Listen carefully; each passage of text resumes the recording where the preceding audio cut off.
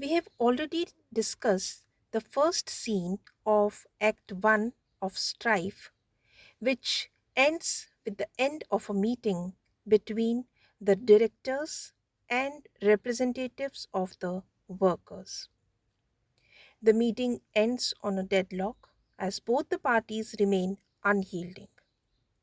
John Anthony, the chairman, and Roberts, the workers' leader, both remain adamant on their stand. Now, in the second act, in scene 1, which begins at 3:30 in the afternoon of the same day, we see that the setting of the scene is the kitchen of Roberts' cottage. So there we see Mrs. Roberts, a very thin and weak lady. Some other women are also present there. They are Mrs. Rouse, Mrs. Yeo, and also Madge Thomas, a young girl. They are all hungry and shivering from cold. Mrs. Roberts' health condition is not good as she has a weak heart. So these women are discussing the conditions of the women and children who are all starving. Madge tells Annie Roberts that Roberts is responsible for this pitiable condition of the workers. She says that there is nothing in the workers' house to eat and not a single stick to put in the fire. The strike goes on only because of Roberts. The workers all want it to end, but they dare not oppose Roberts. She wants her father and George Ross to lead the men against Roberts and end the strike. She informs Mrs. Roberts that harness has come and the workers will have to decide that afternoon only whether they should continue to support the demands of the engineers and the furnace men. At this, Annie says that Roberts would never give up the cause of the engineers and the furnace men because that would not be right. Madge says that it is only because of his pride that the strike continues and the families are suffering. While they were discussing in this way, at this point of time, Enid Underwood, daughter of Anthony John Anthony, enters and asks Annie how she is feeling. Annie replies that she is better. At this, Enid asks her that why she had sent back the articles of food sent by her. Annie replies very politely that she did not need those things. Enid then says that it is because of Roberts that the men do not yield. But Annie says that the workers say that it is because of Enid's father that there is no compromise. Enid agrees and says that old people become obstinate. So, in this way, both the women discuss the stance taken by Anthony and Roberts.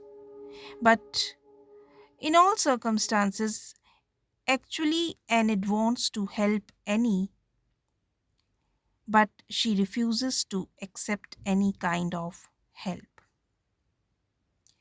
Then enters Roberts. He pretends not to recognize Enid. He is in a bitter mood.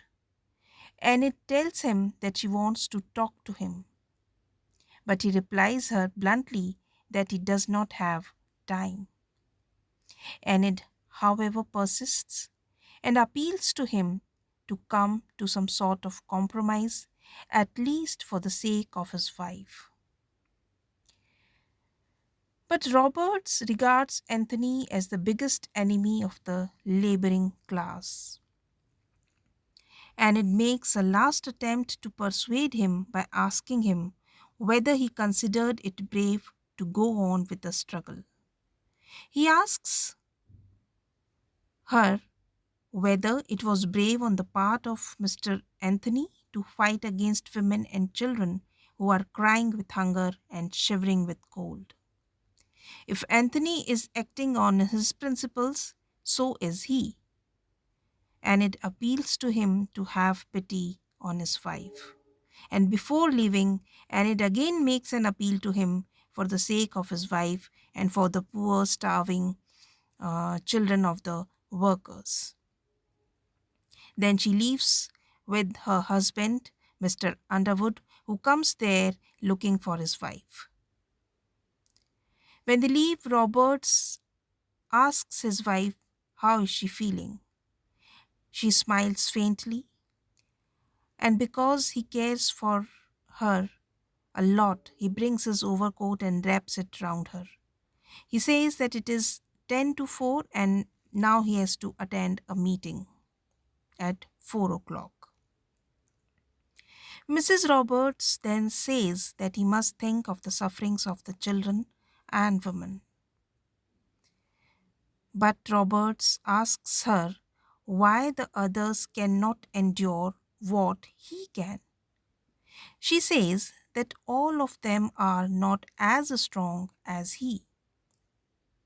He says that his aim is to persuade the workers to send the directors back to London without making any compromise.